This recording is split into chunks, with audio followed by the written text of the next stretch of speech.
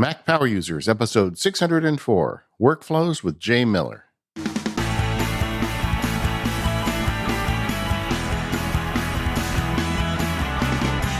Hello, everyone. This is David Sparks. Today on the Mac Power Users, Stephen Hackett can't be here today. He's unavailable, but that's okay. We have a guest today. Welcome to the show, Jay Miller.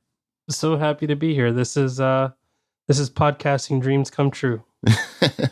Well, Jay, I've actually interviewed you a couple times on my other shows, and I just thought the Mac Power Users audience needed to hear from you.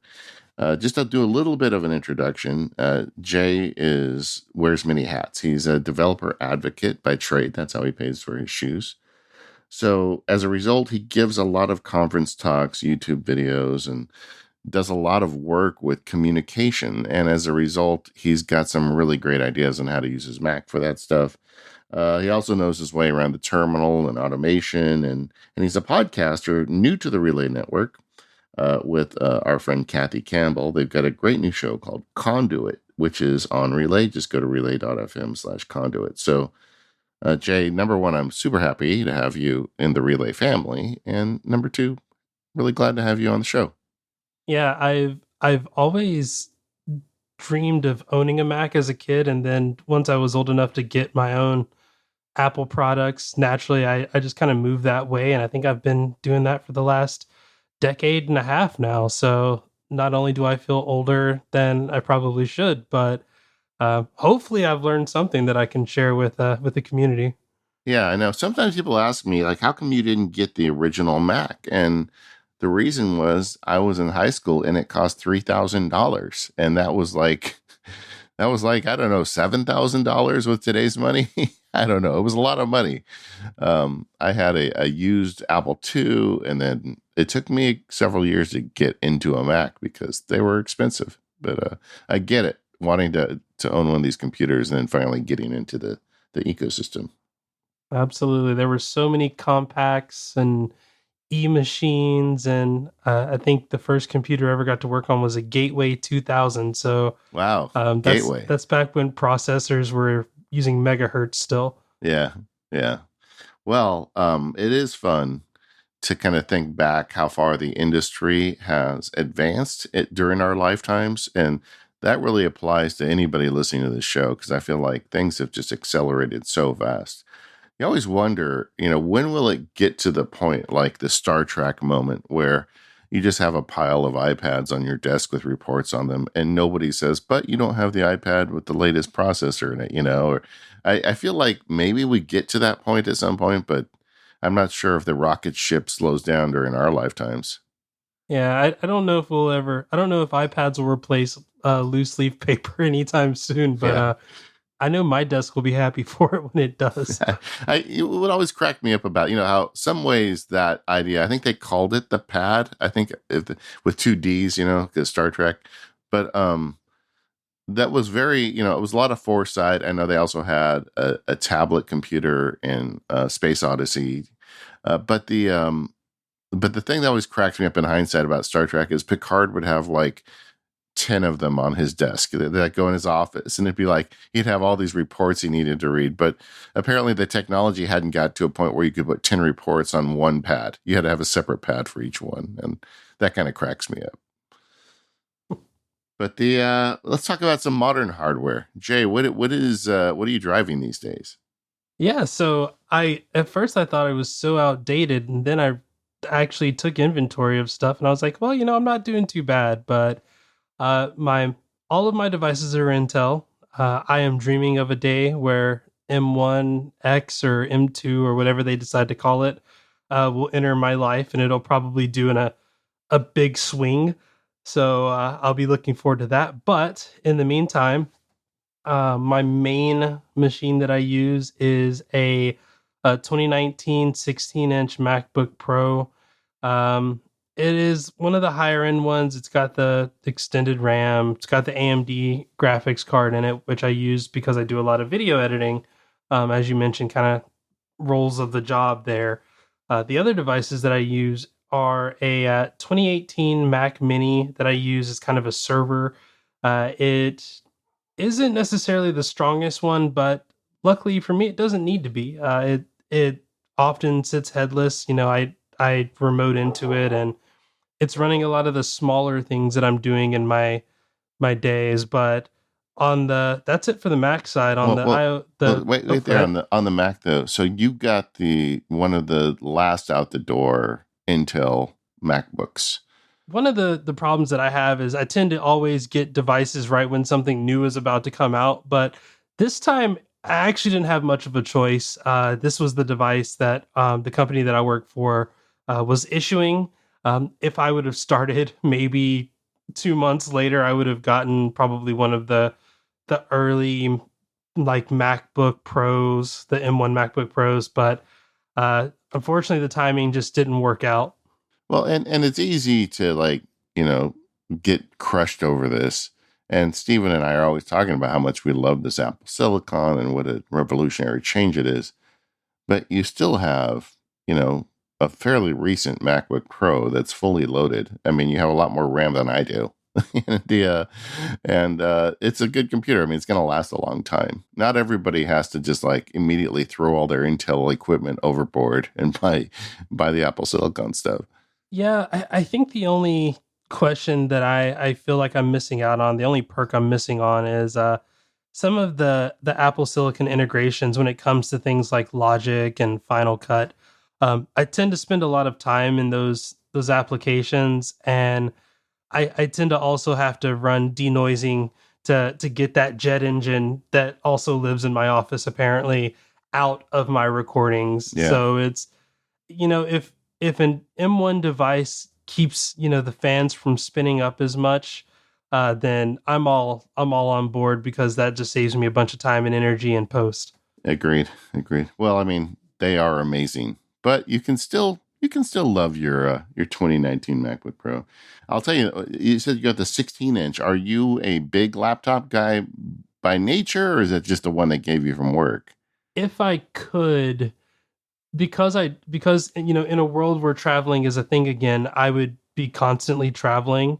I do tend to want to go for the larger devices because the screen situation isn't always guaranteed. And we'll talk about a little bit later how I use kind of my iPad as a second monitor in some cases and other things like that. But I tend to usually operate off of one screen unless I'm presenting. For me, in my office, that's my 25 inch, or I think it's 25 inch, whatever size they are, the 5K LG displays. But I tend to want to go for the larger screen just because if I'm in a hotel room and I'm there for 2 or 3 days, I want to have a large enough screen without having to connect to a TV or anything like that. Yeah, the rumor is, as we sit here, that the when the M1X, the MacBook Pro version of the Apple Silicon releases, that it is going to be the same processor whether you get the 14 or the 16-inch. And that's the first time. I mean, usually the 16-inch has a little beefier processor and a little more storage. It's just usually a general upgrade in addition to the screen. So if that's the case, when it releases, the question will be purely which size screen do you want? And I'm really curious to see how that plays out for a lot of folks. Yeah, I definitely think I would probably stick with the largest screens possible, except for the iPad. The iPad, the too big of a screen, then I just want to lay it flat on the table and use it as like I guess, a table tablet or something. I've never heard that saying before, and I like that. So which iPad do you use? So I have the second generation 11-inch iPad Pro. I want to say it's the second generation. It's the one that has the notch with Face ID, and it looks like a giant iPhone. Yeah, the flat. It's the first of the flat edged iPad. Exactly. I think it is the 2019 or 2018. Yeah, Yeah. that's a nice iPad. I mean, there's really not a reason to upgrade it. That's what I'm using. I mean, I think that is the problem that Apple has had with the iPad line, and iPad by no means is a failure of a product. It's almost too good of a product. It's not good enough that you want to buy it every year like you would an iPhone, but at the same time, like you can, like I said, you can run the same iPad for 4 or 5 years. And honestly, when I do get a new iPad, if and when that happens, this will go down to my daughter, and it'll become her iPad, and we'll keep recycling them Yeah. through until they no longer have updates. Yeah, I know. We've got the same system in our house. I think also just they're so well made in the sense that I'm just not aware of many people having like a mechanical problem or of something going wrong with an iPad. Usually they just kind of run until they're obsolete. They're so old that the operating system can't run on it anymore. But uh, if you think of like PCs of years past, they would never last long enough to get that old. You never had a problem in the old days with a PC being obsolete because the software wouldn't run because the thing would be long dead before you ever got to that point. The iPad, I'm not sure. And also, I think that's also a failure of applications and software. Apple needs to push the envelope. I mean, if none of the software really pushes the device hard, there's not that much not that much motivation to go buy a new one because the software you have is already running fine on the old hardware. What do you use it for? Well, I mean, for me, my iPad is mostly just kind of a lounge around the house device, unless I'm giving presentations or I'm in a Zoom call where I have to do a lot of talking and looking. And in that case, I actually use my iPad as my screen for a teleprompter that I have.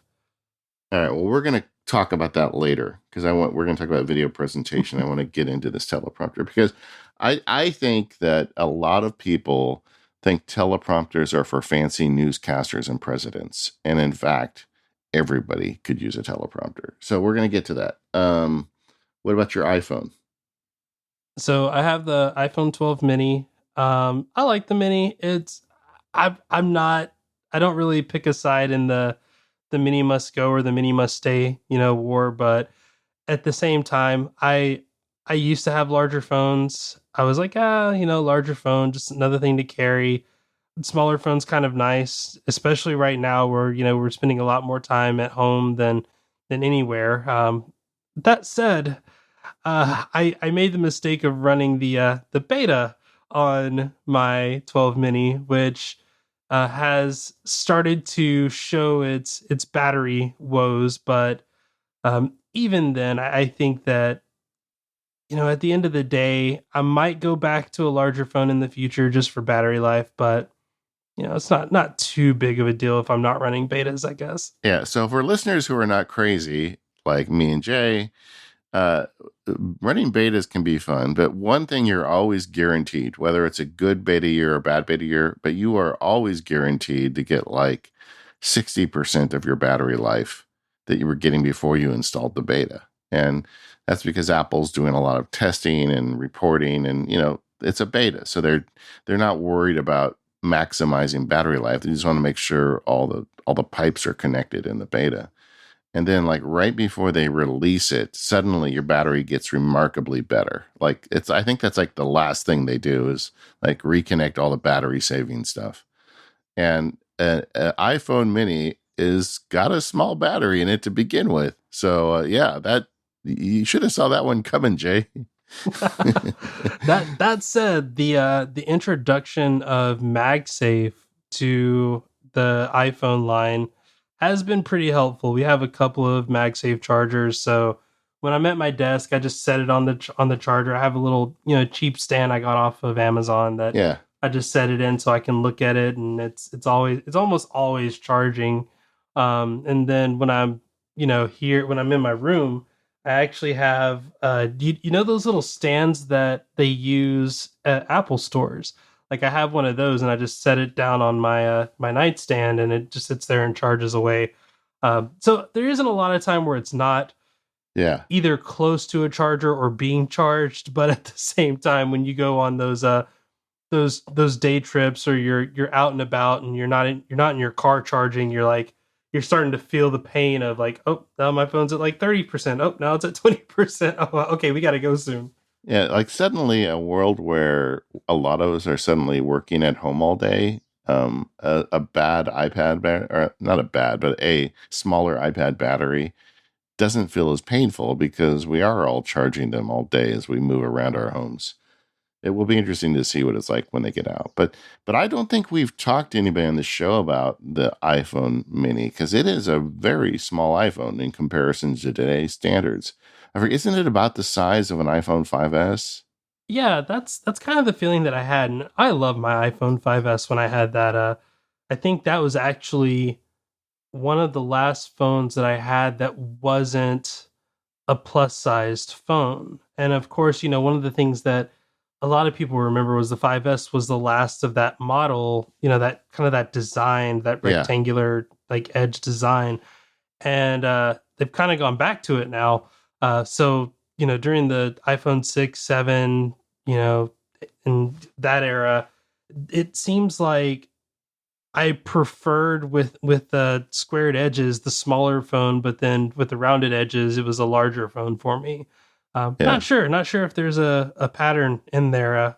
We'll have to see what Apple's next phones look like before we come to any other decision on that. Yeah, I think of that as the bar of soap era. Like the phones all felt like a bar of soap. I'm so glad. I like the new design, and like the rumors are already starting to talk about, well, what's the next design? I'm like, no, no, no, just leave it like this for a while. I like this design. But the Mini is really an interesting phone, and we don't know whether or not we'll see another one next year. And the people who I have talked to, both offline and on the show, that have Minis really love them. But you told me before we started recording today that you think you may not upgrade to a new Mini this year. Yeah, if they bring the mini, I mostly the battery. Like I said, I think the battery is kind of the bigger deal. I'm hoping again with my job we'll be traveling again at some point in the near future. So once that starts happening, I don't want to have to, have a MagSafe battery pack or something always plugged in. So having something with a little bit, longer battery life, even when I'm not running betas, would kind of be helpful. Yeah. You mentioned MagSafe, and it's funny because I've just kind of come to the realization lately that I am like team MagSafe way more than I thought I was. I've got the chargers that I use. I bought the MagSafe battery, which is way overpriced, but super convenient. I mean, I just can't get over, like, we started going to Disneyland again, and I can throw that thing in my pocket or my bag and like at like 2 in the afternoon, just snap it onto the back of my phone and walk around with it in my pocket. And an hour or two later, my phone is good for the rest of the day. And I don't know. I think that's a nice device. I just wish it cost less. And then I also even bought the pop socket MagSafe thing now. So that's kind of fun because you just snap it on. And I thought it was going to be like something I sent back. It was, but no, it's got a really powerful magnet in it and it's great. Yeah, I would love to see them do something with MagSafe that justifies kind of the price tag that they've introduced. I know that's one of the things that Apple tends to like to do. They'll come in really expensive, which is fine. That's the Apple way.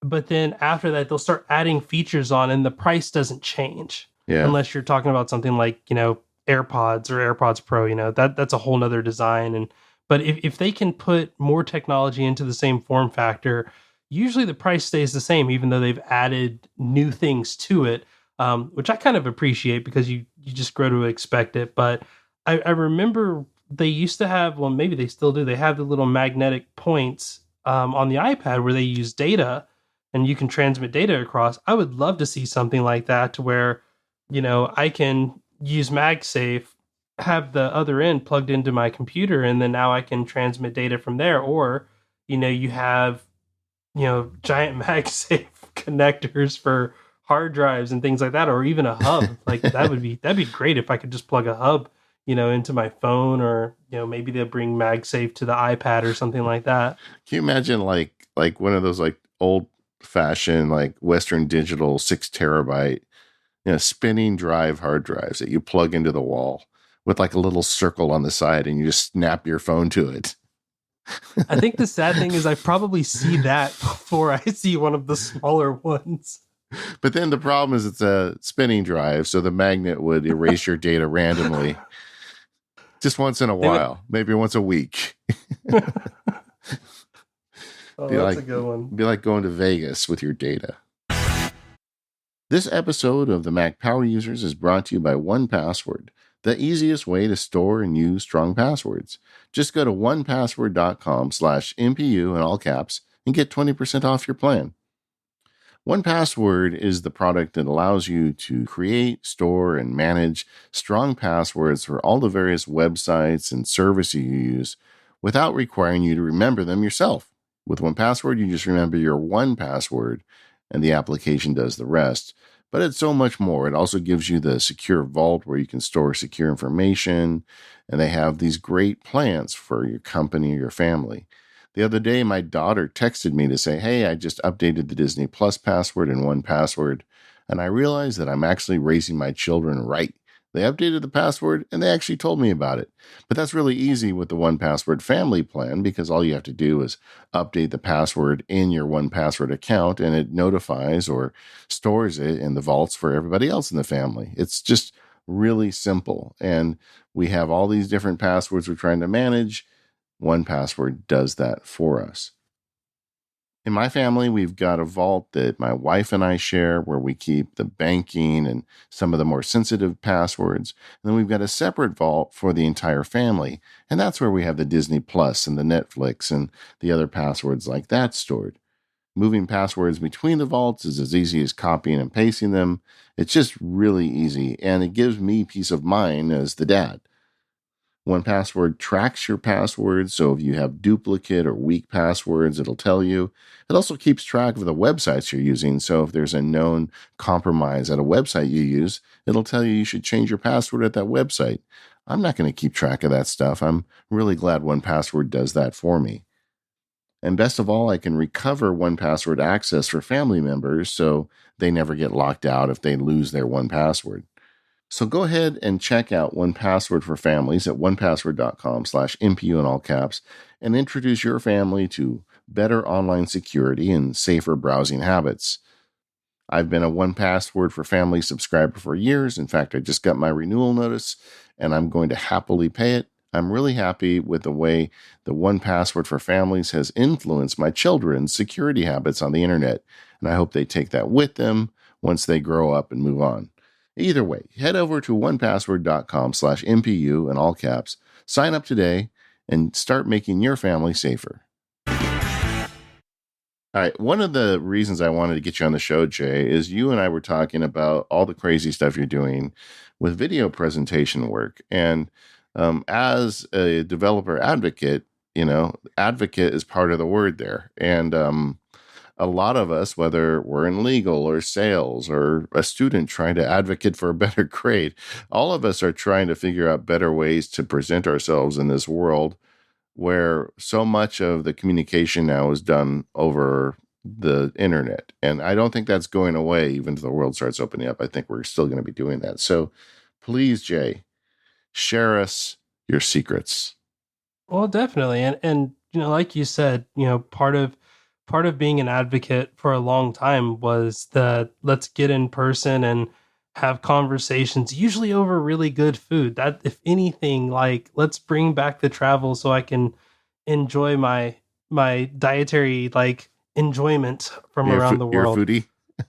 Oh, I love finding new food places, but now I have to like look within my local area on like Grubhub and stuff, and I don't think they're sponsoring, but Yeah. um a lot of that travel is done virtually, which is a really interesting concept because it allows you to reach an audience that you may not. I mean, it's been fun to know that, I've gotten to present to folks on the other side of the country. I've gotten to present to folks in Africa. I've gotten to present to folks in Asia. Like the ability to reach groups and connect with them online gives me way more capability of traveling than I had before, and learning from people from different cultures. And it takes me back to my military days when I used to live overseas and travel. But of course, that was always on work as well. But one of the things that I've noticed with the online scene is you have you have like a few groups of people. You have like the bare minimum done. Like I'm on Zoom, my camera's on, the lights are all off. It's a blurry mess. Or they just don't have their cameras on, period. My personal favorite, the people that have done a lot of work to make their camera look great, but then they're not really engaged. They're like looking at another screen somewhere, so it doesn't look like they're actually talking to you, which is always funny when it's like you've done all this work, but I don't really get to experience a conversation with you. I get to experience a conversation with the side of your face or your forehead, and to me now the third group is kind of the group that I want to bring more people into, which is, you've checked the boxes. Your camera is pretty good, and there's plenty of ways to make that happen. Your lighting is amazing, which is really the difference maker on video quality. And then on top of that, when we're having a conversation, it feels like I'm talking to you and I'm looking at you and you're looking back at me, and not the side of my head. Yeah, I mean that one point about the location of the camera is one that's a I think a lot of people get tripped up on that. I have a fancy camera lens and or a fancy camera that I can plug into my computer, but we had my wife was doing job interviews and she found it really hard to look at the camera to the side while she's being interviewed with the person that she sees on screen. So we moved the camera so the camera is right at the top of the center of the monitor. And that made all the difference for her. And ever since that, I've noticed that when I talk with somebody who has a fancy camera, so often I am looking at the side of their face throughout the conversation.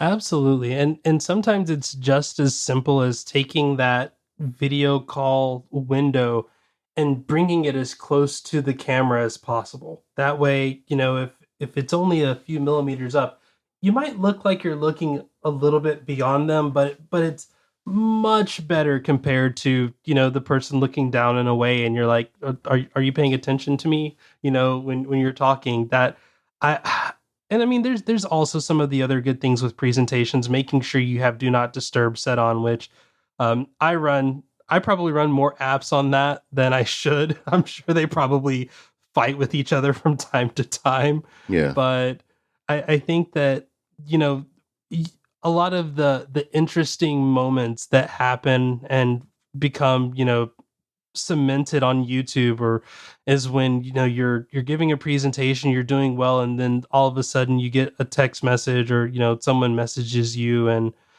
funny enough, as I'm saying this now, my wife just messaged me and it literally popped up on every single device except for my MacBook, which I'm recording on. Um, so, having those moments pop up where someone says, "Oh, hey, don't forget to go to the store and pick up, whatever, whatever." And all of a sudden, you're a little embarrassed because you're sharing your screen and people see that. So yeah, I run a few apps for do not disturb, Serenity being one, which just kind of overall manages what apps I allow Okay. to use notifications. So I've never heard of Serenity. What is it? So Serenity is, and we're probably going to you say this word a lot. It's a set app or an app on set app. Sure. And the idea of it is to make sure that the amount of notification sounds that you hear. I'm sure people, if we played the Slack sound or the messages sound or any of those notifications, like it's almost like a Pavlovian response. Now you're like, oh wait, I got to go check this. So sometimes just removing the sound is enough, and that's what Serenity does. You can still get those notifications, but you don't get the noise that comes with it. And you can do it on a per app basis, so you can say which apps you want to make noise and which apps you do, or which apps you want to make noise and which apps you don't want to make noise. And I've just started using it about a 2 or 3 weeks ago, but I have noticed that my working environment has been quieter, which tends to keep me from getting distracted.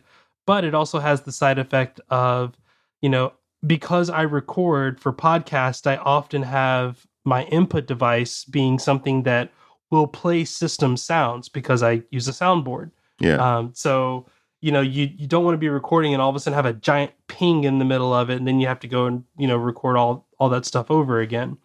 But that's Serenity. I mean, I tend to like apps that do a simple thing and do it well. Yeah, I just downloaded it because I'm the same way. I keep I have like a communications screen on my computer, so I've got like Slack and messages and things over there, but it's out of sight. And you're right, during the day while I'm working, I'll hear the Slack noise or the messages noise, and it is tempting to jump over to it. So why not? Especially like when it goes off repeatedly, and then you go over and you find out it was really about nothing. It is interesting how the sound can distract you more than the little pop-up that comes up on the side. And Yeah. of course, I know we're all looking forward to focus happening. And when focus modes come to Monterey, I think that'll be something I'll love to play around with a little bit. But until then, I think Serenity does a great job. Yeah. Any other apps you'd recommend for Do Not Disturb? Yeah, so there's another one. It's also a set app application called No Notify. This one is, I say it has a little bit more smarts to it. Basically, you can tell it whenever a certain application is open, or if it's the frontmost app, automatically set my do not disturb. So very similar to another tool that I could talk about about Bunch, where I have like Bunch triggers that say, "Hey, do all these things that happen," and then set "Do not disturb" to make that happen.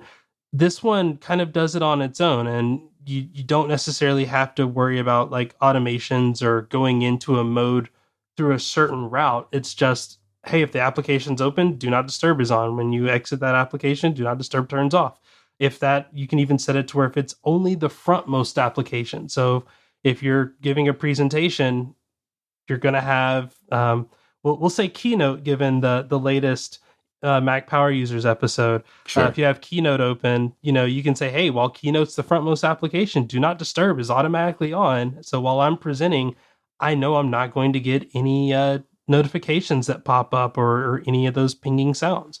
I love it when you can get an app that does the thinking for you on stuff like that. And I'm going to be curious to see, like, I haven't been able to test focus mode as well on my Mac as I would like, because I've got to keep all the podcasting tools and the Mac has to stay back, with the prior operating system. But, will that be the right solution, or will it be something like this where you roll maybe a Keyboard Maestro script or something like this app to turn off notifications for you? Yeah, I definitely think there's a benefit to any application that will just say, don't change your process. We will adapt to what your process is, and we'll do what needs to happen. Yeah. I think that's kind of the goal for most people when they use something like Keyboard Maestro is, I don't want to have to manually trigger things. I want to be able to just use them and know that it becomes a part of my workflow to do this thing. And just when I do it, Keyboard Maestro knows, hey, you're in this mode, or you're doing this. I'm going to execute this logic. Yeah, there's plenty of hard stuff for all of us to think about. If we can get offload some of the easy stuff, that would be great, and that's what this technology is all about. I was thinking one point I want to go back on about the camera offset. Another way to manage that camera offset, I meant to say earlier, I just forgot, is that this is an excellent use case for the sidecar. Like if you have a camera that's to the left of your main screen, the trick is just put your Zoom call or whatever on a sidecar enabled iPad and stick it right under the lens.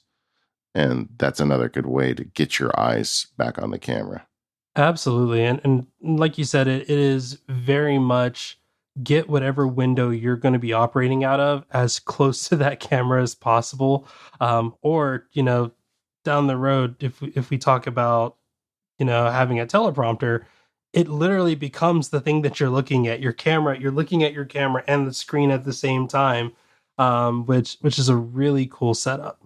Yeah. Yeah. Agreed.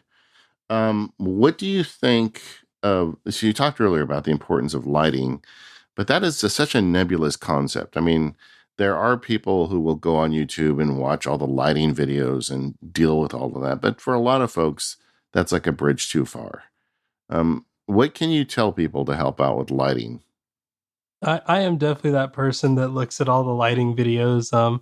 I think a lot of it depends on a couple of things. One, how much natural lighting do you have in your space? And then also, do you wear glasses?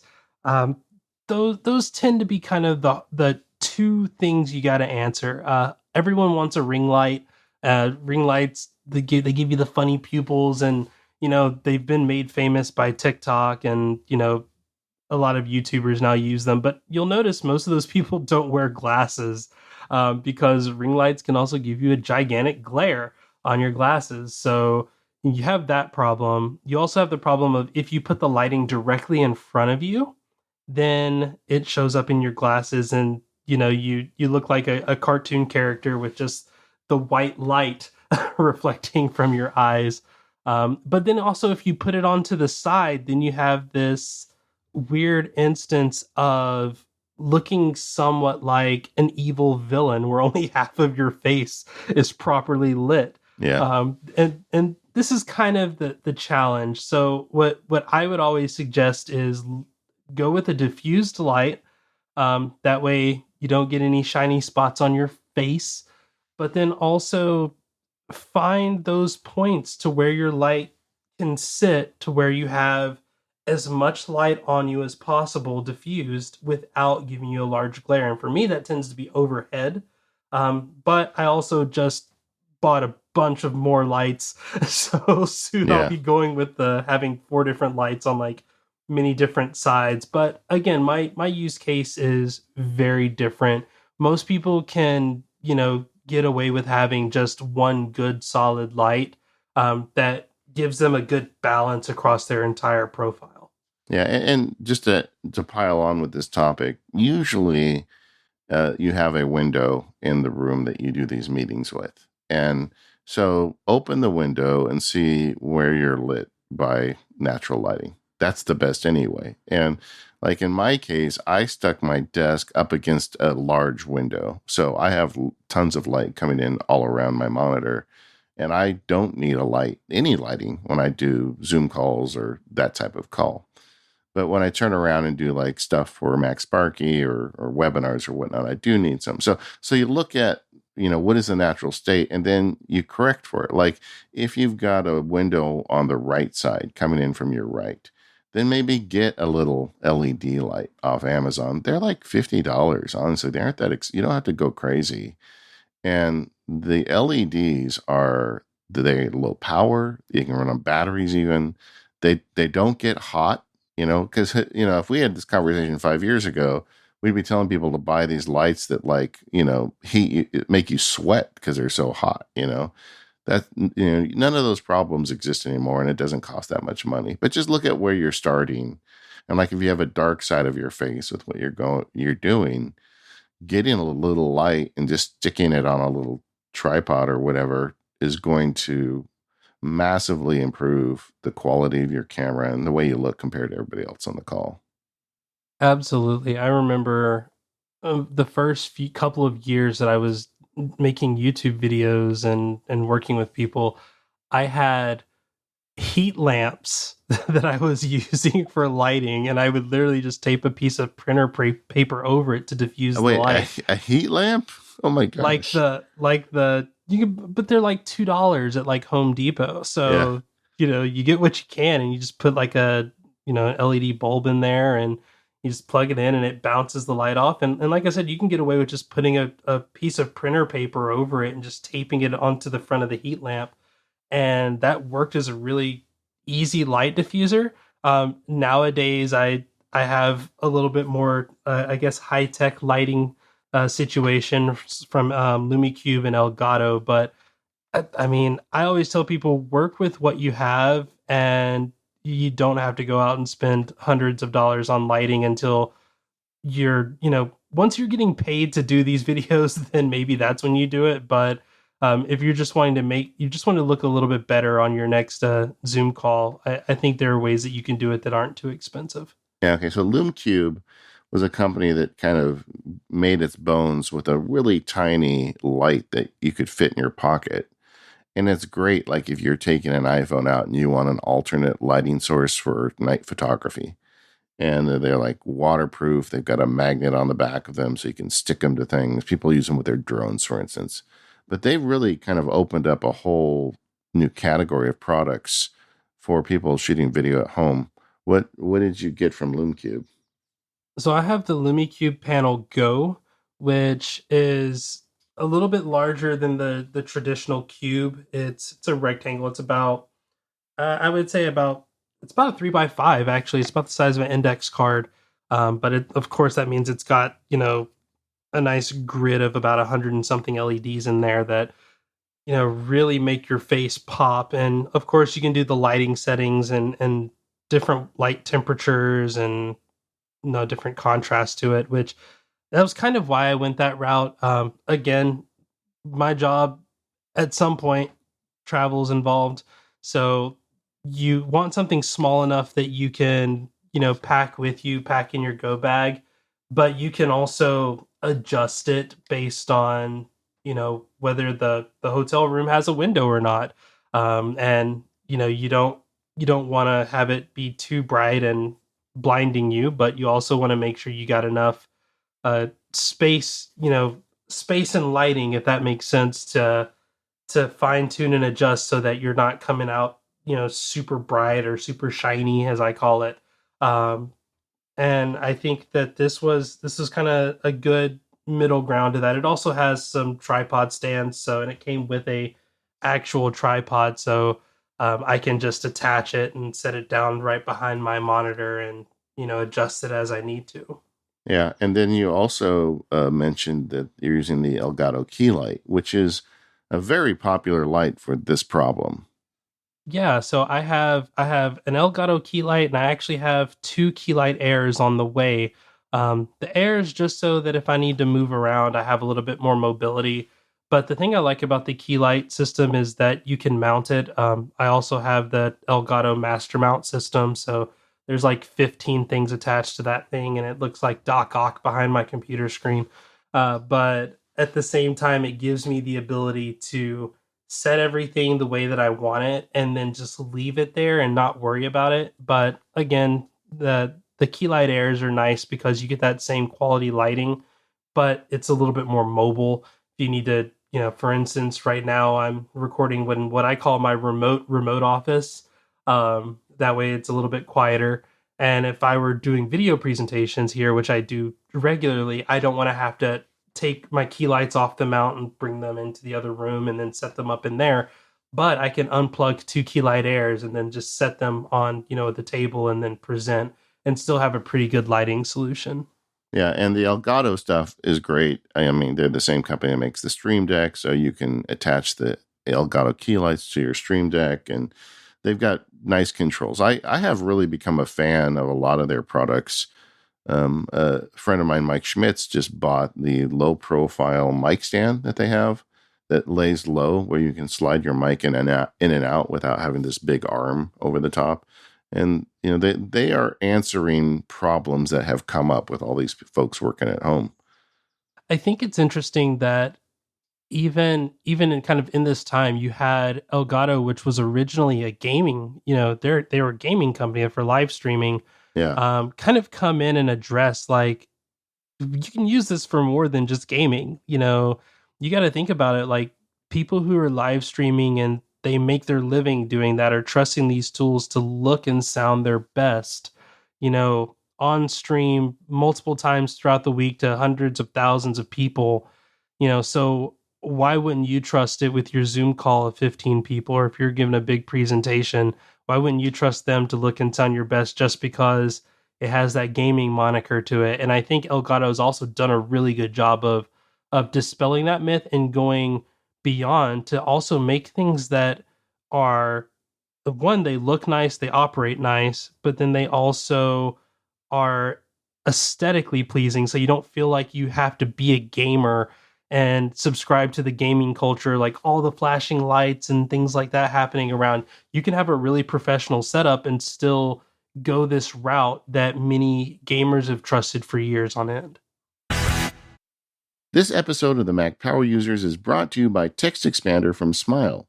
Get 20% off with the link in the show notes, textexpander.com/podcast, and type more with less effort. Text Expander removes the repetition out of work so you can focus on what matters most. With Text Expander, you can say goodbye to repetitive text entry, spelling and message errors, and trying to remember the right thing to say. When you use Text Expander, you can say the right thing in just a few keystrokes.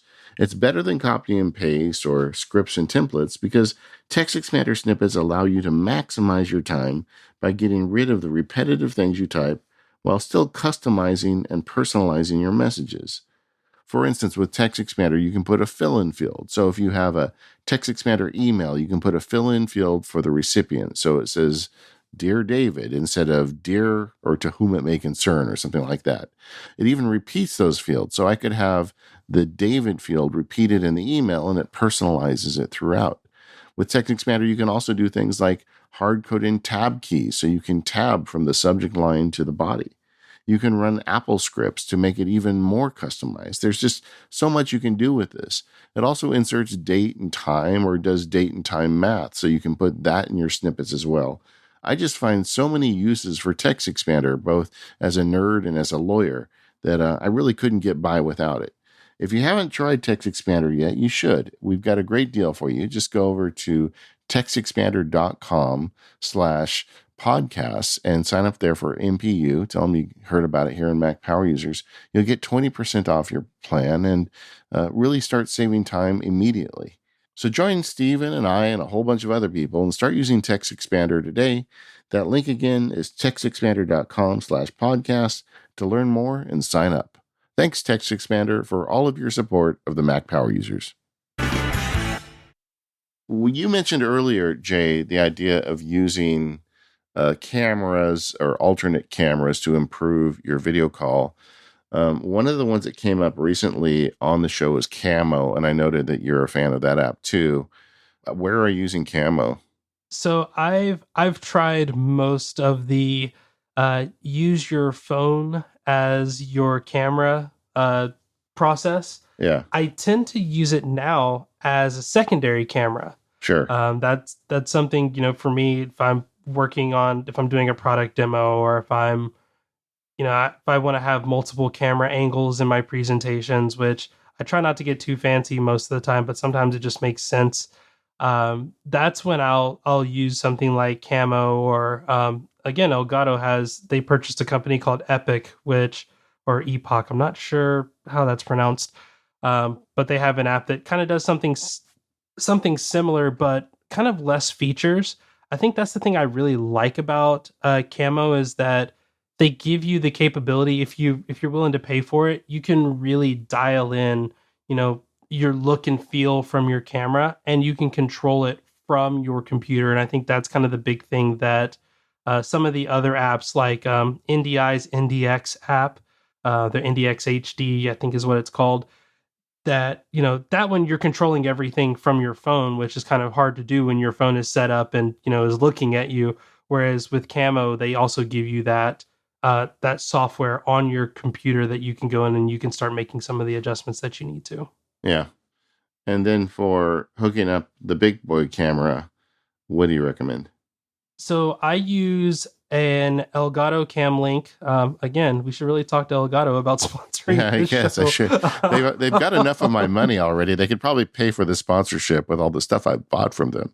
Well, they're right up the road from me, so that I tend to go with them for the faster shipping times. But I have a Camlink 4K that I use. My camera is a Sony A6400, so it's capable of putting out 4K video. So I wanted to get a converter that could also do that.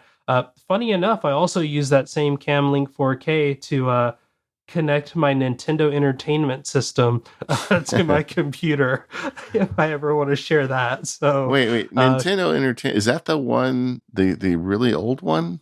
that is the really old one with the gigantic cartridges, and everyone has their own cheat code into getting your games to work. And the gun with the The light gun that comes with it. All right, man. I love that. Now, what you need to do is connect that to an Apple Pro Display XDR. I think Nintendo deserves to be displayed through a $7,000 monitor. If Apple wants to send me a Pro display, I will happily play Tetris on it and share that with the world. One other piece of giving presentations is presentation software. You talked about Keynote earlier, but I felt like your heart wasn't really in it when you were saying Keynote. I want to know what's up, Jay. I mean, what's going on with your presentation software? So I actually use an app called DeckSet, which uses plain text documents or markdown documents to create presentations. And a lot of that is I'm not a fiddly person. I don't like apps where I have to fiddle with them a lot. I'd rather just type away, know exactly what I want it to look like, put in the commands to make that happen, and then it works. So uh, no hatred towards Keynote or Google Slides. I'll use them if I have to, but I tend to like DeckSet because if I'm creating an outline, it's usually something that's going to be Markdown esque. And then from there, I literally just give DeckSet that Markdown file and it makes the slides. And then there's a couple of commands that I can put in to kind of move things or adjust them as I need to, but it's really simple. There is also another application on the iPad, which I have to remember the name of. I want to say it's Hyperdeck. Yeah, it's called Hyperdeck. It is kind of that similar style of like you write in Markdown and then it creates a presentation based on that Markdown. I've played with it once. I've given a couple of presentations with it. I like it. Um, Again, most of my qualms with presentation software is it can get too fiddly. Trying to figure out how to work with files and I mean, iPad OS's files application just needs some love in general, but um, that kind of keeps me away from that. But yeah, DeckSet is kind of where I go. I actually, if I'm planning kind of long term, I might use a craft document, and I have a video where I show how I use the text bundle export in craft to create presentations in DeckSet, and that means I can have the benefit of my presenter's notes also being the presentation, and then I can share the craft link so that if people want to go, look over my notes again or look over the presentation, they get it, but they also get the most up to date version of it, which is really cool. But yeah, DeckSet's kind of where I go when it comes to doing presentations. Yeah, I've played with DeckSet, and you're right. If you have a Markdown file, it turns into a presentation very quickly. But I'm just not a fan of word based presentations. Presentations full of words, and that's what DeckSet really is by its nature. I think if you were giving a presentation to a group of developers and you want to put code snippets in and put bullet points, I think that would make a lot of sense. But for a lot of the stuff I do, it's just not convincing enough to people, just words. So that's why I've never really bitten on DeckSet, but I get it. I have so many nerd friends that love DeckSet. If you want to make a quick and dirty but beautiful markdown based presentation, I think it's the one. Um, but you have now raised the subject of craft, and that's another secret reason I wanted you on the show, because every time on Mac Power Users that the opportunity comes up, I seem to be banging the drum for Obsidian, which is this strange, Electron app that I'm running now full time. But I always see in our forums a group of listeners saying, "What's wrong with Sparky? Craft is the app he should be using for personal knowledge management and the stuff he's doing." And I have played with Craft. It didn't stick with me, but that's why I wanted to have you talk, because I know you're super into it. And tell me about Craft, what it does, and how you're using it. Yeah, so Craft is very much a uh, PKM, personal knowledge management tool. Um, I know at the end of the year, I believe a lot of people were talking about it. It was a finalist for the Apple Design Awards, and it's also a really good example of how a Catalyst app can be executed on, I guess, in a really effective way. I know that there have been many people out there that have criticized how, oh, Catalyst apps are kind of done lazily, or they're direct ports and they're not, a lot of those concerns are heard and are valid. But yeah, Craft is very much another one of those entrances into the block based note taking system where every paragraph or so of content is considered a block, and that allows you to reference content at the block level. So I can obviously, you can search for content within it, but you can also say, I want this block to be formatted this way or to look this other way. I like to often make, tell people it's very similar to what Notion is doing, but kind of with that native Mac app feel. Yeah, I think you've hit on something there because that was my impression too. Like Notion and Craft are like cousins, just like Obsidian and Rome are cousins. They play much more similarly to each other. And when you compare Notion to Obsidian, I don't really know that that's the right comparison because, Notion is this this is block based build your own system, but it's all web based. I mean, when we did the show on Notion and we had the Notion expert on, the service went down while we were prepping the show, and it was a big pain. Whereas Craft is right on your Mac, and even though it is Catalyst, it's still, I would consider that a native app, and they've got a great version for iPhone, iPad, and Mac. So it's like a native version of Notion, but it's missing some tools. Like, have they got tables in it yet? You say they're missing tools, and I Okay. think that's probably one of the big conversation points, and that's, I mean, to be honest, that's actually one of the complaints that I have about Craft is that uh, in a world where app developers have to provide a bunch of features, Craft has to add those features. I tend to be the kind that says I will find the tool that has the features that I need, and I will work with that tool, and I don't need it to add anything else. Okay. But Craft very much was that. But no, they don't have tables yet. But that is something that's supposed to be coming out later this year, as well as tagging. Um, and they've also added some new calendaring features to kind of give you that daily agenda view, or for those that like to try to do like a digital bullet journal. There's been some experiments with that, and I've even kind of led some of those experiments, but it just, some of those things aren't for me. I prefer my bullet journals to be notebooks, and that's fine. I think that I think that not every tool has to have every single feature. I think it's how you implement the features that you choose to do is what makes your app stand out against your competitors. And I think at the end of the day, there's always going to be people that will say, yeah, but your app doesn't do this. And it's like, well, I mean, yeah, my app also isn't a jet engine, that can also teleport me from San Diego to LA in 2 seconds, but I'm not Yeah. complaining about it. I'm Yeah. using the app for what it is. Exactly. No, I get it. To me, the line for me between Obsidian and Craft was much closer than you may think. I mean, Obsidian is interesting because it's like changing constantly and it has this third party plugin architecture. And that's like catnip for someone like me. But the native app element of Craft, I think, is where it really sells. And I know why a lot of the listeners prefer it because it's a native app and like your text tools work there and it looks like a Mac app and it looks like an iPhone app, whereas, Obsidian really doesn't. Where I lost me was, and credit to the developers. I wrote them and said, "Hey, what's your plan for end-to-end encryption?" Because I actually want to use these apps to track progress on legal projects I'm working on. So I want complete control of my encryption. And they're like, "Well, we're looking into that, but it's really not on the radar right now. We've got all this other stuff we're working on."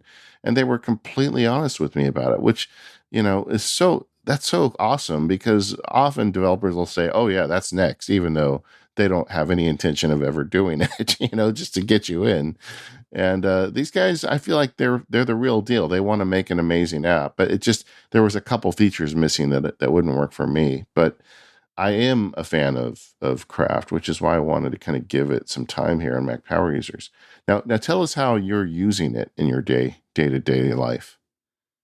So, as I mentioned a little earlier, my productivity system side of things is covered, and then my project management side of things are also covered by tools that I have to use at work. But there was a hole for collaborative note taking.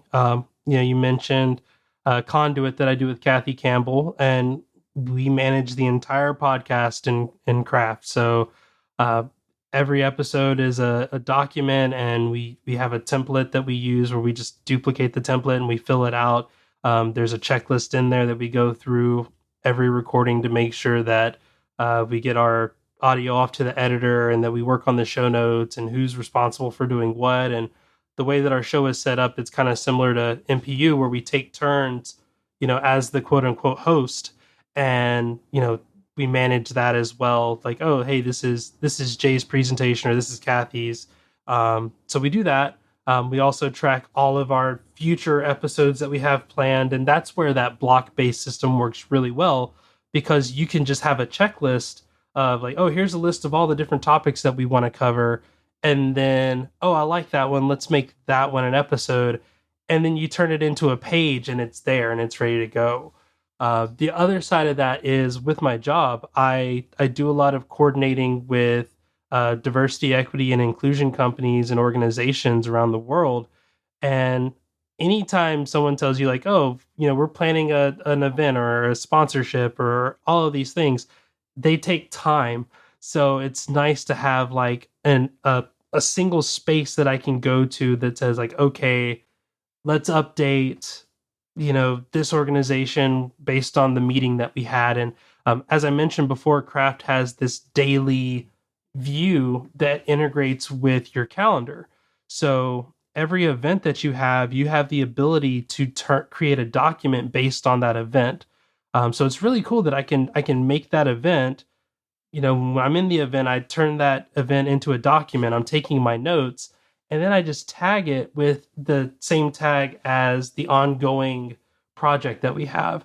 So then if I go back into Craft later on, I can go, well, I just go to that page and I'll see at the bottom it says, oh, links to this page, and I can see that meeting that we had and go back and review the notes and coordinate it. So it's not necessarily the project management side, but it's more of the record keeping, as well as kind of just timeline tracking of what's going on in those projects, and what I've left to do, or what I need to be thinking about before the next meeting.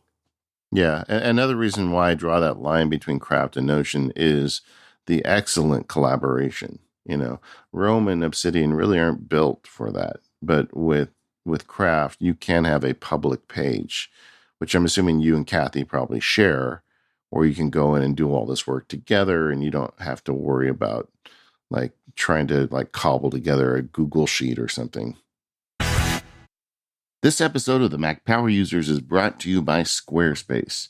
Go to squarespace.com/MPU and make your next move, and enter offer code MPU at checkout to get 10% off your first purchase. Squarespace is the all-in-one platform to build your online presence and run your business. From websites and online stores to marketing tools and analytics, they've got you covered. Squarespace combines cutting-edge design and world-class engineering, making it easier than ever to establish your home online and make your ideas a reality. Squarespace has everything you need to create a beautiful and modern website. You start with a professionally designed template and use drag and drop tools to make it your own. You can customize the look and feel and settings, the products you have on sale, and more with just a few clicks. And all Squarespace websites are optimized for mobile, so your content automatically adjusts so it will look great on any device. You'll get free unlimited hosting with Squarespace, top-of-the-line security, and dependable resources to help you succeed. There's nothing to patch or upgrade. They have award-winning 24/7 customer support if you need any help. They'll even let you quickly and easily grab a unique domain name. Plus, you'll have everything you need for SEO and email marketing to get your ideas out there.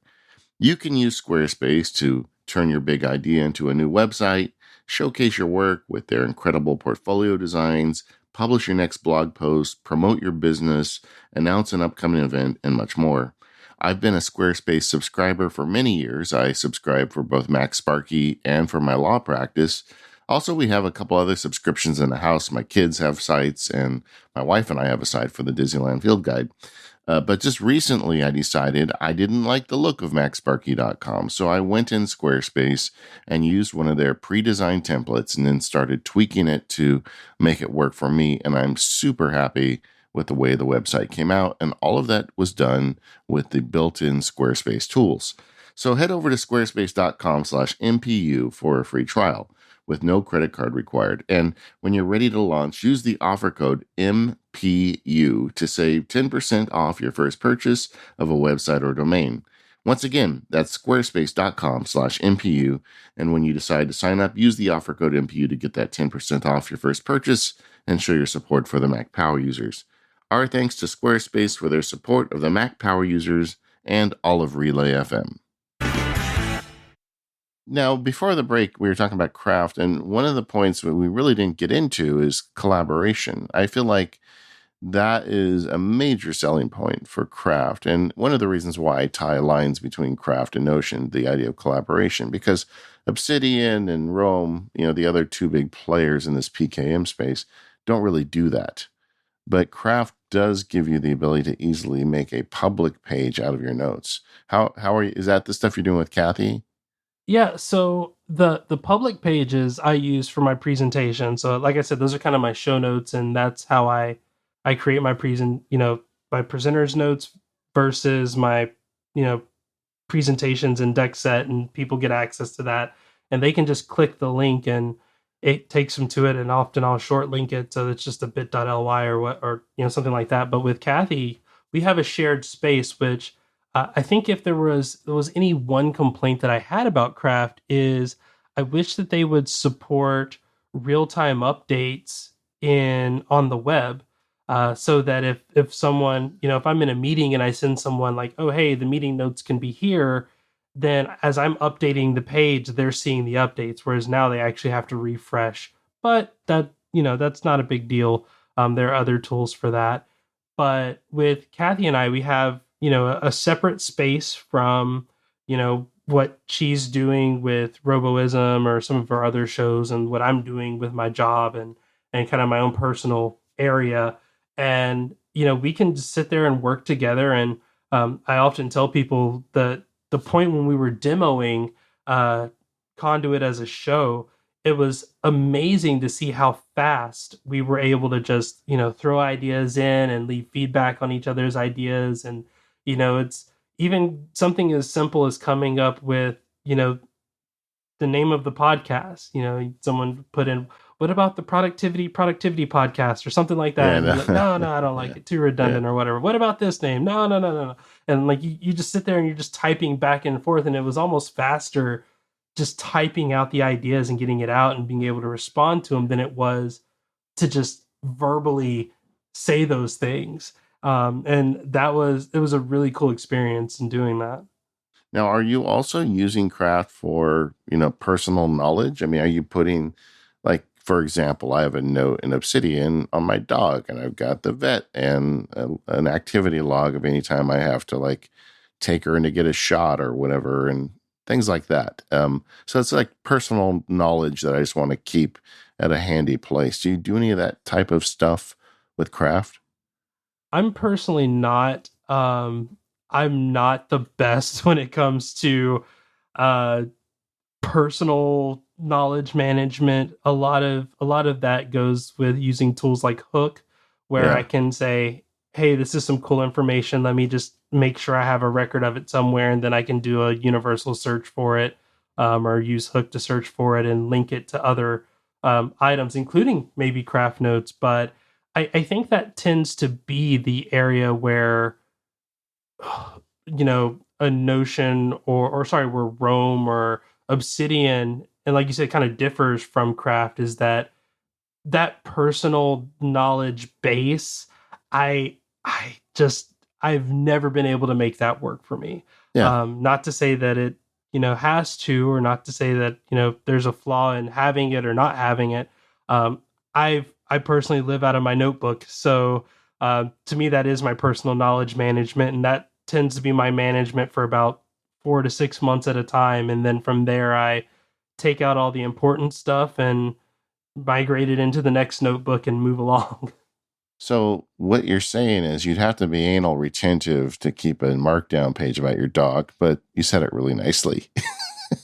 I don't think that's true. I just know that that's a responsibility that my wife handles and probably doesn't trust me with. Okay, So gotcha.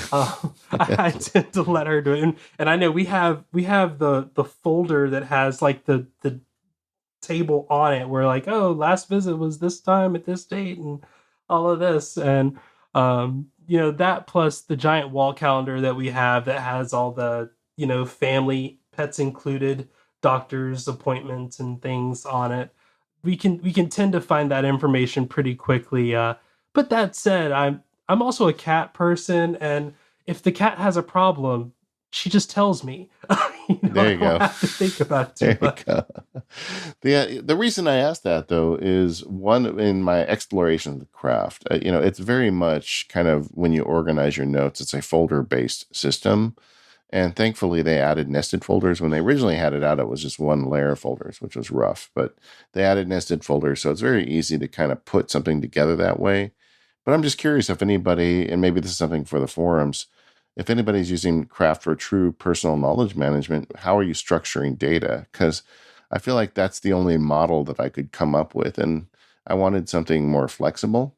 But then you said that they're working on tags, and I think tags would be another way to kind of organize that data eventually. Yeah, there's a couple of shortcuts there. Like you said, the nested folders have been really nice, and I'm glad that they added the ability to infinitely nest. That said, let's not get too Yeah, crazy. agreed. Also, with block based systems, I tend to uh, maybe it's the developer in me. I tend to not to care as much about the structure as long as I can search for what I'm looking for and find it. Yeah, So I tend to have nested documents. So in one page, there might be 50 blocks, and each of those blocks is actually another page with its yeah. own information. So as long as I can find it, I'm good. Well, that's kind of the magic of it, right? Yeah.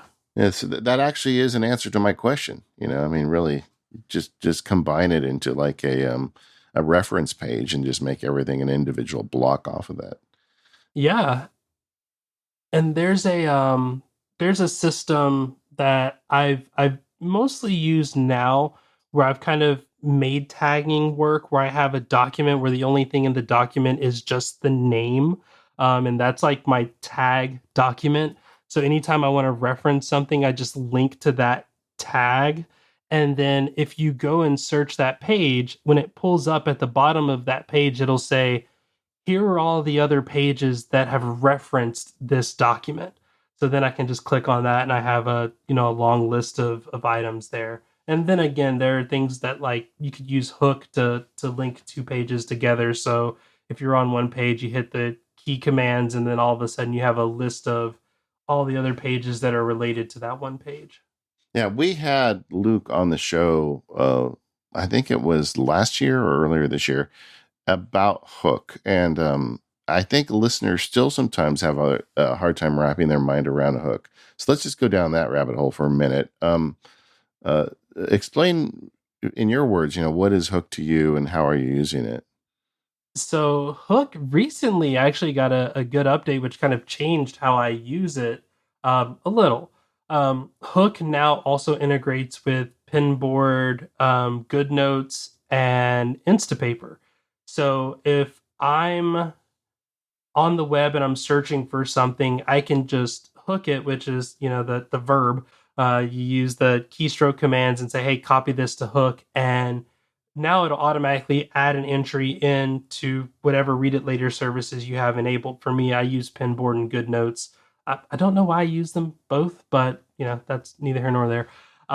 But I use that to kind of say, "Hey, I now have a record of this entry," and then if I'm looking for something, if I know that I've seen it before, then I just activate Hook and start searching, and usually it pops up, and then I can also see anything that I've hooked to it. So with Hook you can have a single item, but you, similar to how you would copy and paste, you can copy and paste one hook record to another hook record, and that's kind of the idea of hooking the two together.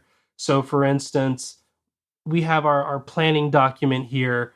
I might have the planning document hooked to the calendar event in Fantastical, hooked to eventually when this show goes live, hooked to the link on it. So if someone says, "Oh, hey, what was that, you know, thing that you were talking about in the show?" I can go to the show page, activate hook, find the document and click to the document, and then it's there and I can find it and then get back to whoever whatever that person asked for. Yeah. um, that tends to be my process, like I said, especially when I'm working with things that have these 4 to 6 month timelines of working on things. I might go down a rabbit hole and I need to hook 6 or 7 pages all to a calendar event. That way, when we have our next meeting, I just activate Hook again and say, "Hey, what are all the things I need to discuss with this person or with this organization?" And then I have that laundry list of items, and I can just copy them all into Markdown, add them to my craft note for that event, and I now have an agenda set up. Yeah, I do something very similar, but I keep those running hook links in Obsidian. So I've got a place I know I can always go and find them. But Hook really is an organic way to connect different things together. Maybe it's an OmniFocus project and a web page and a document or a file. And like one of the hidden features of Hook, I think not enough people realize, is it gives you a way to create a link to a file on your Mac. Apple doesn't do that. I mean, there's just not a good way to say, take this Word document and give me a link I can press anywhere and open it up.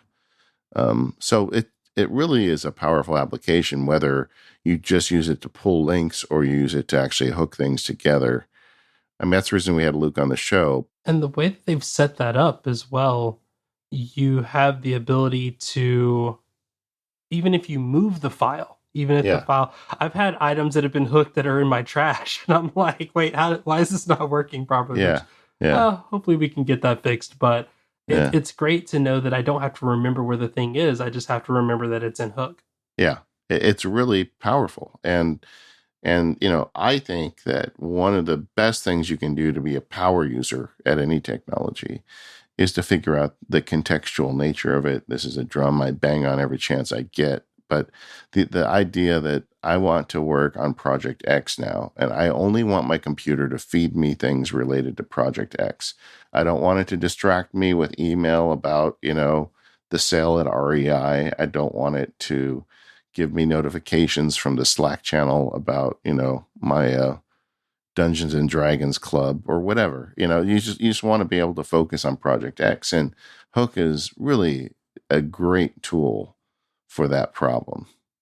I think if there was a way to summarize most of this conversation, it's that we're both into the I don't want to say mindful, but I like to refer to it as like having the hunter mentality of like, I know what I need to be doing. I know how to set up my environment and I know how to go to the things that I want to get. And what I need my system to do is to stay out of the way and Yeah. like clear the path for me so that I can go exactly where I need to go without any distractions or interruptions. Yeah. I don't know if it's true or not. I read recently the difference between monkey DNA and human DNA is like 4%. It's like we are all just barely escaping from all I can think about is a banana, right? We're all so close to that. And if we're going to use this technology, we got to find a way to have it assist us, stay on target. Exactly. Earlier, you had said in the show, and I just want to cover this real quickly, Mac Mini as a server. You can't say that on Mac Power Users without explaining what are you doing with your Mac Mini. Yeah, so my Mac Mini is actually probably my favorite computing device. It was one of the first computers that I bought when I decided I'm gonna be professional about this stuff. But now it serves as my home management server. And before people start asking for links to movies and music and stuff. I don't really do any of that. But what I do is I run a Pi-hole, which very similar to the ad blocking software that a lot of people have on their phones and computers. But this is like a dedicated server that I use as my DNS. I point it as my DNS, and it basically filters through everything that goes in and out. And if it comes from an ad agency or tracking platform, then it just says no. I'm not going to give you that information. And it's produced. It works really really well. Sometimes too well, especially when you make a living building projects, and every once in a while you actually need some analytics to show up, and it's like, nope, no analytics for you. But of course, you can disable it, and you can temporarily disable it and stuff, and you can tell it to, hey, I want you to let certain sites or certain servers or domains through. That's probably the biggest use of it. But I also run a lot of uh, development servers for work using like Docker. Um, I will, if I'm giving a presentation, I don't want to have, I don't want to have to wipe my hard drive and set up this pristine environment. But what I can do is say, hey, let's load up a Docker image that has all the things that I need all ready to go. So when I give that presentation, I'm up and running. I'm connecting to it as if it were that computer. And then when I'm done, I shut it all down and go about my business. And then I also run a few other servers. We have a Homebridge setup that doesn't get much usage anymore, but it's still there running. And a few other home services that need a server to be constantly on. Then all of that lives on that Mac Mini, and it's my workhorse. In fact, I have several Raspberry Pis. I think I have 4 of them at this point that have all lost out to the Mac Mini because it just handles it. Yeah, it's called Pi-hole because it was built originally for Raspberry Pi, but you're running it Yeah. on a Mac Mini. If somebody is listening to this and they're like, well, I have a Mac that's running 24/7, maybe I want to put a Pi-hole installation in at my home. How complicated is it? There's a couple of options you can take. You can do the again. I use the Docker route, which you got to be familiar with Docker to use Docker. I like to say that it's really easy to set up and it's really hard to do anything else other than set up. Um, but with Pi-hole on Docker, you just install Docker. You go to the Pi-hole website, you download the Docker image of it, and you just tell it Docker run, and then it's there. It's up and it's running, and it does everything for you. And then if you need to do some small configuration changes, they actually have really good documentation on how to do that. The other side of that is you could just run it as the system. Just open up a terminal, you execute the files, and they kind of walk you through the steps of getting it going. I think if you're going to go that route, you probably do want to use a dedicated system like a Pi-hole because it needs to be running, or not a Pi-hole, as a Raspberry Pi because it needs to Yeah. be running all the time. And the thing with Docker is Docker treats those images as if they are in their own environment. Whereas if you have a bunch of other things running at the same time, it could cause a couple of complications. So I've only tried the two different options. One running on a Raspberry Pi, and that's that Pi's only job, and then the other having it run on my Mac Mini contained in a Docker image. All right. Well, I'll put links in the show notes for both Pi-hole and Docker. And if you're interested, you can check that out. This episode of the Mac Power Users is brought to you by Pingdom. Go to pingdom.com/relayfm and start monitoring your website and performance availability today. Use offer code MPU to get 30% off. Pingdom from SolarWinds can really save your bacon. Today's internet users expect a fast web experience. No matter how targeted your marketing content or how sleek your website is, they'll bounce if a page is loading too slow. But with real user monitoring from Pingdom, you can discover how website performance affects your visitors' experience, so you can take action before your business is impacted, all for as low as $10 a month. Whether your visitors are dispersed around the world or across browsers, devices, and platforms, Pingdom helps you identify bottlenecks, troubleshoot performance, and make informed optimizations. Real user monitoring is an event based solution, so it's built for scalability. This means you can monitor millions of page views, not just sample data, at an affordable price. Get live performance visibility today with real user monitoring from Pingdom. Go to pingdom.com/relayfm right now for a 30-day free trial with no credit card required. Then when you're ready to buy, use the code MPU at checkout to get an awesome 30% off your first invoice. Our thanks to Pingdom from SolarWinds for their support of the Mac Power users and all of Relay FM. All right, Jay, I'm not going to let you get away without sharing some of your favorite apps and services. One of my favorite segments of our guest interviews. So let me know. I know one of them you want to talk about is Bunch. So let's start there.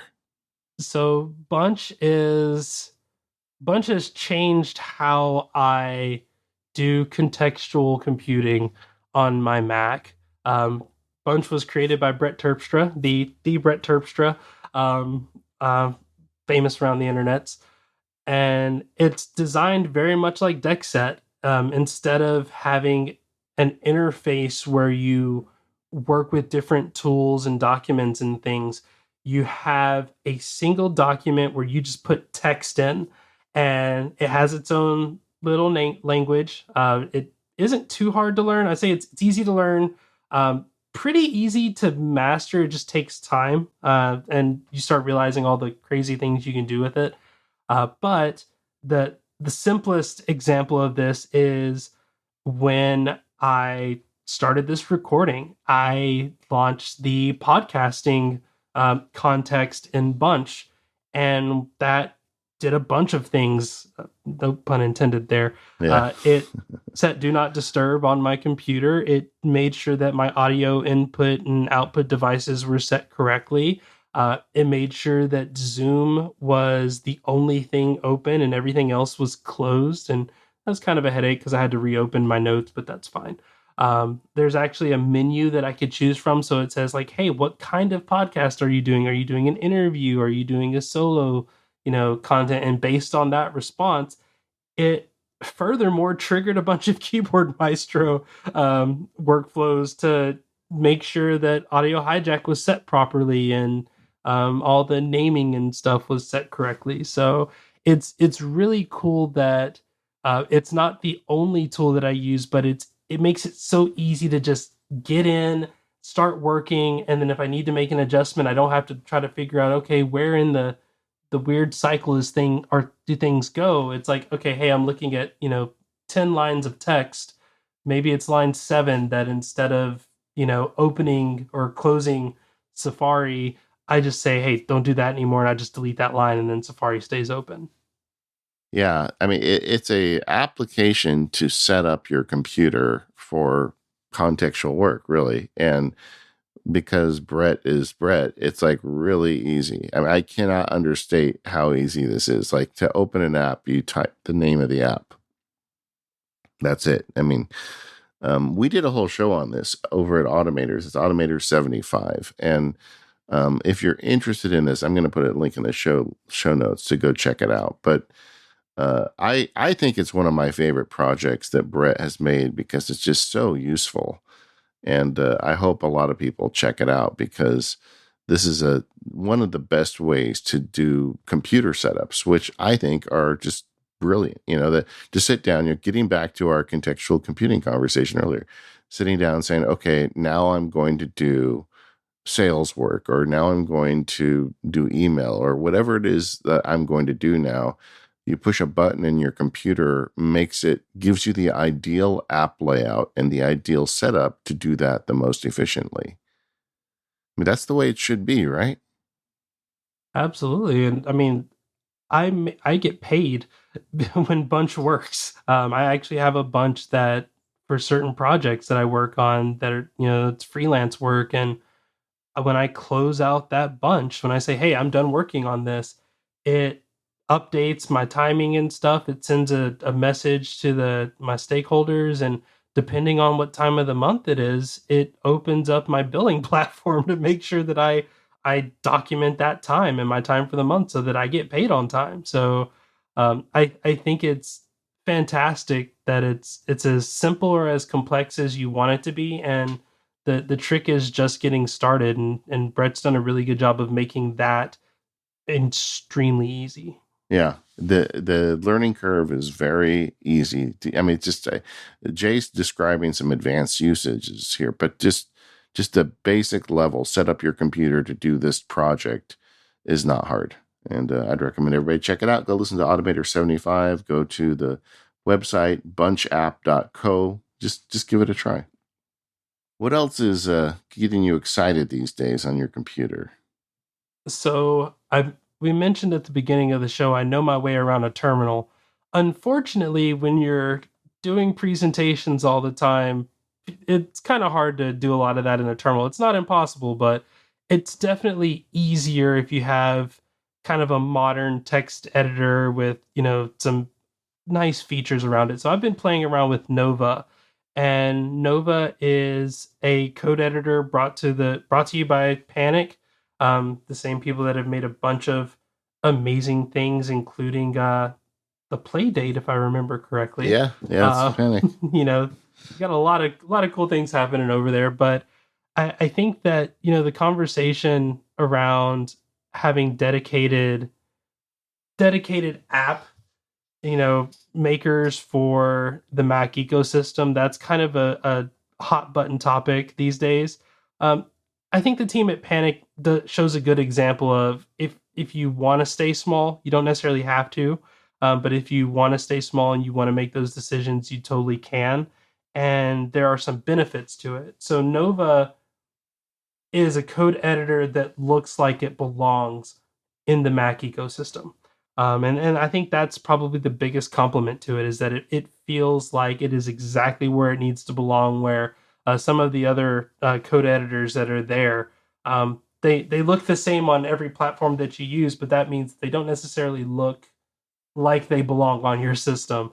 Nova has done that. It's still a relatively new app, so I think it does lack in a lot of the features that Visual Studio Code or some of those other tools have. That said, Nova's been only around for less than a year, and there's already a small community of developers building extensions for it. So I think it's definitely going to be around for a while. I think it's going to become as modern and again, it's just a beautiful app, and it looks and runs really well. Yeah, I with the all the stuff going on lately, I always thought of myself as someone who was a purist. I only wanted Mac apps. But with the emergence of Obsidian in my life, this Electron app, it has me questioning that and, wondering. But part of it, I think, right now is just we're at this really weird space where, Apple has announced Swift UI and they're trying to get that together, but it's not fully together yet. So then app developers are looking at that. And then, you've got Electron, you've got Catalyst, you've got all these different ways to get apps on the Mac now. And but there isn't really a clear, solid solution right now. I don't think you really want to use AppKit, which is the historic version, because that I think clearly is going out the window at some point. But like, how much time do you want to spend? I mean, you work on that, in that space, and I don't think I'm not asking you for all the answers, but I do think that we're just at a weird place right now with this stuff. So for me, it's all about the idea of one, can you make the thing that you want to make? Like Yeah, my role as an advocate is often to show people things that they can make using different software, different tools. um, but often that means I'm making things myself, and um, I would say luckily for me, most of the stuff that I make tends to go on the web, so I don't have to deal with this argument too much. But that said, I mean it's a great time for developers because there are so many options. One of my favorites is there's a platform called Rumps, which is basically a way for you to write Python and present the output in your menu bar, which I know a friend of the show, Jason Snell, is doing a yeah, lot of work in that space and is known for some of the stuff that he's been able to do with menu bar apps. But again, 5 years ago, that wouldn't have been an option. You wouldn't be able to write Python code and then put it up there, and now it exists and it's there. And is it perfect? But no. But is Swift UI perfect? Also no. Is Catalyst perfect? Also no. Yeah. So it's great that there are so many paths that can be taken. I think it's up to the makers of the operating systems to one give everyone a fair shot. I think that's kind of the hard part there is if you want people to develop for your platform, just again that hunter mentality, have the system get out of the way so that you can make the best possible application regardless of what platform that you're using. I But that said, I mean, just like how OmniFocus is a very different app from things, but they use some comparable technologies, and then they're very different from something like Todoist. You know, they're all accomplishing a goal, but at the same time, the way that they're going about it is completely different. And I think the whole, I guess, the battles between should they be native apps or should they be apps that are made with these other technologies. I think at the end of the day, it depends on what the company's plans are and what's kind of their mindset. I don't think Nova is going to put out an Electron app, at least. I don't think so at the moment, but No, that could not change. Panic. No. Companies Yeah. change. I can't believe Panic would ever do that, but who knows? But either way, it is an interesting time, and I'm really curious to see how it all shakes out. I suspect that with time, Swift UI is going to become much more stable, and that's going to give developers an easy solution. But I don't know. We'll find out. Either way, Jay, it was so nice having you on the show today. Can you tell us where people can find you if they want to follow up with your podcast or some of the other things you're working on? So I do have a website, kjymiller.com. I write. I'm not going to say I write regularly or do anything on any type of regular basis, but the one thing that is regular is the podcast Conduit. It's the show for people hoping to just celebrate the fact that they got something done and that they're being productive, or if they're not, maybe to get some encouragement about how they can do it. We don't tend to we try not to teach, but at the same time, it's more of a celebration than a school lesson. But you can find that over at relay.fm/conduit with myself and the wonderful Kathy Campbell. And of course on Twitter, that's about it for me. Twitter at KJAY Miller. And if you're into the development stuff in Python or any language really, just message me. And I always love to have those conversations and figure out how I can help people in whatever ways I can. Well, Jay, thank you so much for coming on and sharing all your wisdom with us today.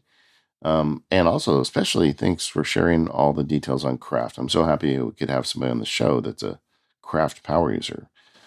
We are the Mac Power Users Podcast. You can find us at relay.fm/MPU.